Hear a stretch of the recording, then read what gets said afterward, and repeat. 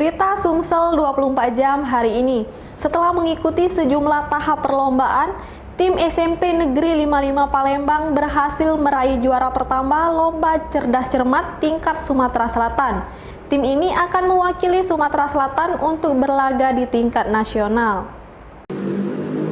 SMP Negeri 55 Palembang akhirnya keluar sebagai juara pertama Lomba Cerdas Cermat Museum Jenjang SMP tingkat Provinsi Sumatera Selatan.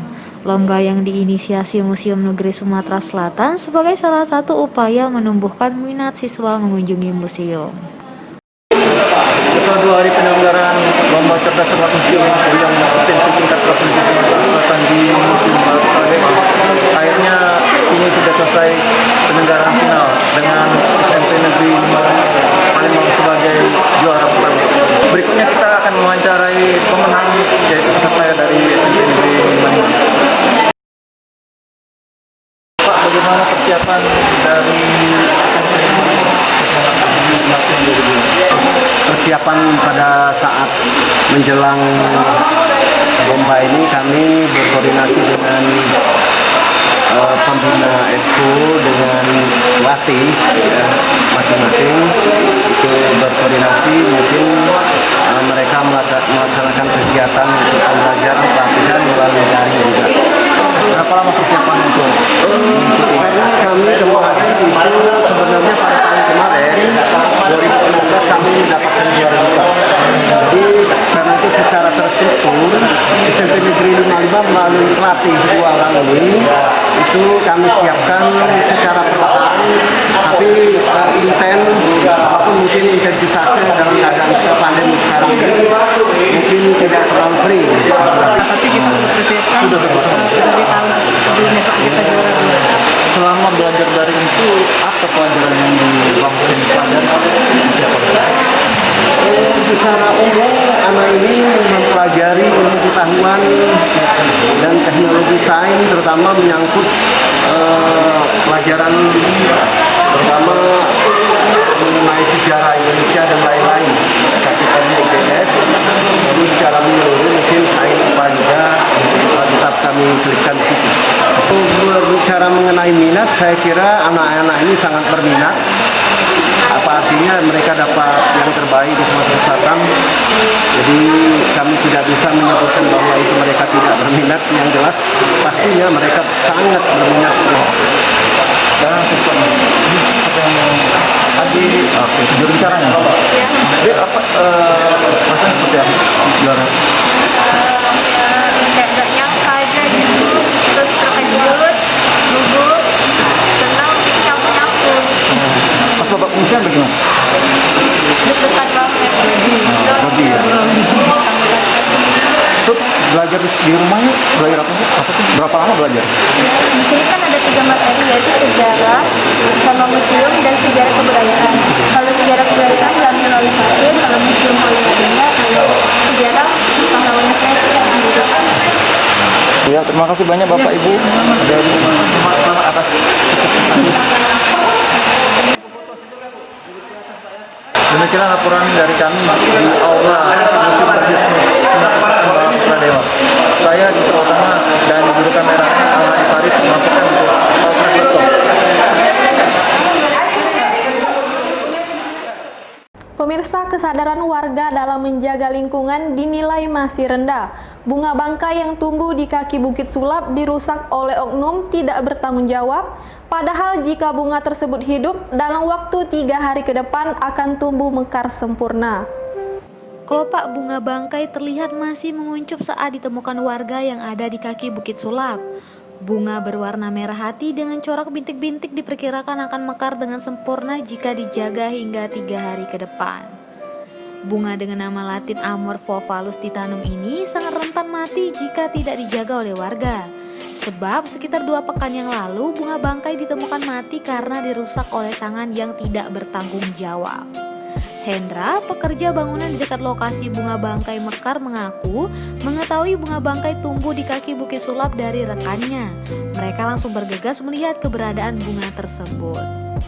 Dia mengatakan sekitar 1 pekan lalu bunga bangkai masih kuncup, tapi sekarang sudah mulai mekar. Diameternya sekitar 30 cm dan tingginya sekitar 50 cm. Kalau untuk bunga bangkai sekitar 3 bulanan lah dia baru mungkin mekar besar. Senada, penggiat lingkungan Benny mengatakan jika lereng Bukit Sulap memang endemik bunga bangkai dan sudah beberapa kali warga sekitar melihat bunga tersebut mekar di lereng Bukit Sulap. Dia pun berharap agar pengunjung yang datang ke objek wisata Bukit Sulap selalu menjaganya supaya saat mekar sempurna bisa disaksikan dalam waktu yang lama. Reporter dan juru kamera Frans Kurniawan, palfresh.com. Tim Balitbang Kemenhan RI akan mengkaji rencana revitalisasi Benteng Kuto Besak. Rencana revitalisasi ini diketahui saat melakukan penelitian benda cagar budaya bernilai pertahanan di Kota Palembang. Tim dari Badan Penelitian dan Pengembangan Kementerian Pertahanan Republik Indonesia melakukan kunjungan ke Kota Palembang. Kunjungan tersebut dalam rangka penelitian terkait dengan benda cagar budaya bernilai pertahanan yang ada di Kota Palembang. Dalam kunjungan itu, tim Balitbang Kemenhan RI ternyata menaruh perhatian besar dengan Benteng Kuto Besak, satu-satunya benteng di Indonesia yang dibangun oleh orang asli Indonesia. Bahkan, tim akan mengkaji terkait rekomendasi revitalisasi dan upaya penyusunan ulang Benteng Kuto Besak sebagai objek wisata andalan di Kota Palembang. Menurut Gerald Theodorus L. Toruan SHMH, peneliti ahli muda Balitbang Kementerian Pertahanan RI, revitalisasi Benteng Kuto Besak akan mendatangkan manfaat bagi PAD daerah. Pada intinya kami dari peneliti Litbang Kemhan, kami bukan suatu badan yang bisa mengambil keputusan, kami hanya memberikan rekomendasi dan kami ingin revitalisasi ini dilanjutkan, kami dukung supaya kembali dilanjutkan dan bisa disusun ulang karena pariwisata itu adalah suatu investasi jangka panjang, tidak bisa secara instan mendapatkan keuntungan. Dengan adanya revitalisasi Benteng Kuto Besak dalam waktu 10 tahun kemudian akan dirasakan manfaatnya untuk peningkatan PAD daerah. Jadi kami 100% mendukung dan alangkah baiknya itu kembali disusun dan dimulai dengan pemerintah kota Palembang itu sendiri. Mungkin itulah kesimpulan kami dan harapan kami untuk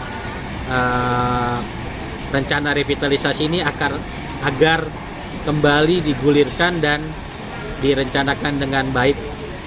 Sekian, terima kasih. Reporter dan juru kamera Dudi Oskandar melaporkan untuk palfresh.com. Berita terakhir Sumsel 24 jam hari ini. Kantor Basarnas Sumatera Selatan menyelenggarakan latihan SAR daerah selama 3 hari mulai tanggal 23 hingga 25 September 2020. Dalam latihan ini fokus pada penanganan kecelakaan kapal pengungsi dari luar negeri di perairan ambang luar Sungai Musi. Kantor Basarnas Sumatera Selatan menggelar latihan SAR daerah. Kegiatan ini bertujuan untuk meningkatkan sinergitas dalam penyelenggaraan operasi pencarian dan pertolongan. Dalam kegiatan ini dihadiri langsung Direktur Kesiapsiagaan Basarnas Didi Hamzar, Kepala Basarnas Sumsel Heri Marantika, Bupati Oku Timur Khalid Mawardi dan beberapa unsur lainnya. Sebagai tanda dimulainya latihan SAR daerah, Bupati Oku Timur Khalid Mawardi menyematkan tanda kepesertaan kepada peserta. Direktur Kesiapsiagaan Basarnas Didi Hamzar SOS MM mengatakan, latihan SAR daerah di Palembang kali ini menitik beratkan pada kecelakaan kapal pengungsi dari luar negeri, baik secara legal maupun ilegal yang melalui akses perairan ambang luar Sungai Musi, Palembang, Sumatera Selatan. Untuk Basarnas kali ini di kantor SAR Palembang untuk latihan SAR daerah latihan SAR kita memang melibatkan unsur yang ada kecelakaan layaran ya, kita selalu bantu dengan Polri dan dari rem, dari kanal, dari bawah air, dari angkatan udara, semua potensi SAR yang sama ini selalu bekerja sama dengan kita. Itu tetap menjadi kekuatan inti untuk kita memberikan bantuan pada kecelakaan kapal pada terjadi di Palembang yang kali ini isu yang ditambahlah isu adalah kecelakaan kapal di mana ada pengungsi atau imigran dari luar. bagaimana kita melakukan Kaisar tetap bisa melakukan tugas-tugas kemanusiaan sambil memperhatikan ketentuan internasional yang mengatur tentang pengungsi dari luar. Sementara itu, Kepala Kantor Basarnas Palembang Heri Marantika mengatakan, kegiatan ini dimaksudkan untuk memberikan gambaran secara umum kepada seluruh stakeholder tentang pelaksanaan operasi pencarian dan pertolongan ketika terjadi kecelakaan kapal pengungsi dari luar negeri di wilayah Sumsel serta bertujuan menguji prosedur kerja. Reporter dan juru kamera Kurniawan, palfresh.com. Demikianlah berita Sumsel 24 jam hari ini. Saya Sri Depi, sampai jumpa.